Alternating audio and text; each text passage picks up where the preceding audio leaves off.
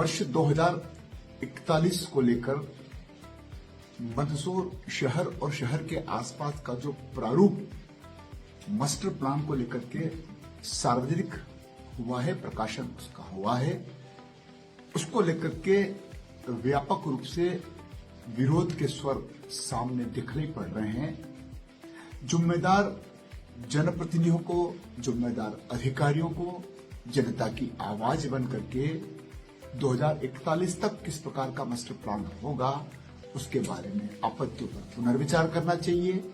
साथ ही मंदसौर का विकास समग्र विकास हो, यह हम सबकी आवश्यकता भी है और हम सबकी मांग भी है।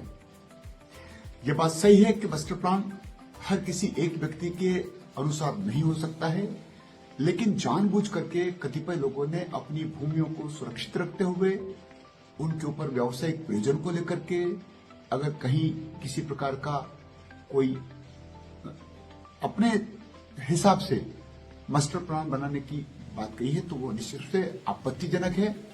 मैं जिला प्रशासन के अधिकारियों से और जनप्रतिनिधियों से विनम्र प्रार्थना करूंगा।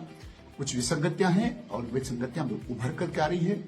अगर मनमोहन वाटिका का जो मार्ग है जिसको रेवाज देवड़ा मार्ग बोलते हैं और वहां के किसान विशेष करके कुमावत समाज के लोगों ने अगर उनकी अपनी भूमि कृषि से व्यावसायिक प्रयोजन के लिए मांग करी है तो वैसे भी रेवाज देवड़ा मार्ग पर अनेक स्कूल और रिसोर्ट खुल चुके हैं और उसके आसपास यदि विकास होता है तो कोई आपत्तिजनक नहीं होना चाहिए।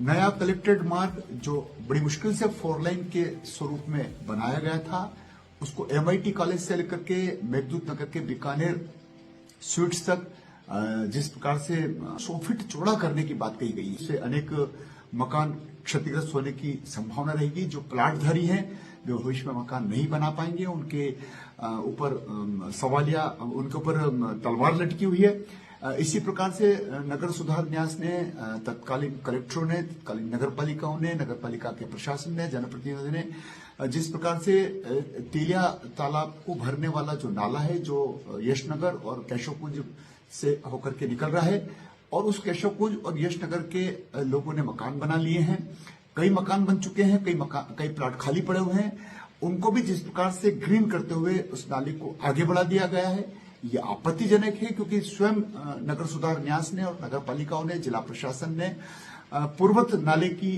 जो चौड़ाई थी उसके हिसाब से अनुमतियां दी गई है। इसी प्रकार से वे एरिया जहां पर शिवना नदी का फ्लड का पानी आता है, बाढ़ का आता है, उन स्थानों को आवासीय कर दिया गया। ये तो बड़ा आश्चर्य है कि नदी के किनारे आप कॉलोनियां बसाने की बात कर रहे हैं और बस स्टैंड अगर यूं कहें कि नालछा माता मंदिर की तरफ ट्रांसफर किए जाने की बात कर रहे हैं। शहर हमारा बहुत पुराने बस स्टैंड से लगा हुआ है तो उस पर भी पुनर्विचार करना चाहिए। कुल मिलाकर के जिला प्रशासन को एक बार पुनः सारे जनप्रतिनिधियों को बिठाना चाहिए, विशेष करके कलेक्टर महोदया को, और जो आपत्तिकर्ता लोग हैं, विभिन्न समुदाय के हैं, विभिन्न व्यावसायिक प्रयोजन करने वाले लोग हैं, उनको एक बार पुनः सुनना चाहिए। लोग आपत्तियां भी कर रहे हैं। मेरा यही अनुरोध रहेगा कि मास्टर प्लान बार बार नहीं बनते हैं। अगर मार्ग बढ़ाना भी है, मार्ग नए स्थापित करना है तो कांकड़ वाले जो रोड हैं उनको इस्तेमाल करना चाहिए क्योंकि वो सरकारी भूमियों से निकल रहे हैं और बेहतर होगा। मंदसौर का समग्र विकास हम सब मिलकर के सोचें, समझें और उसको आगे बढ़ाने की कोशिश करें। लोगों के मन मस्तिष्क में 2041 के मास्टर प्लान को लेकर के अनेक प्रकार की चिंता की लकीरें हैं। शहर का विकास निश्चित तो होना चाहिए, लेकिन व्यावसायिक, मिश्रित और आवासीय और ग्रीन बेल्ट, इनका सबका भी ध्यान रखा जाना चाहिए। बहुत बहुत धन्यवाद।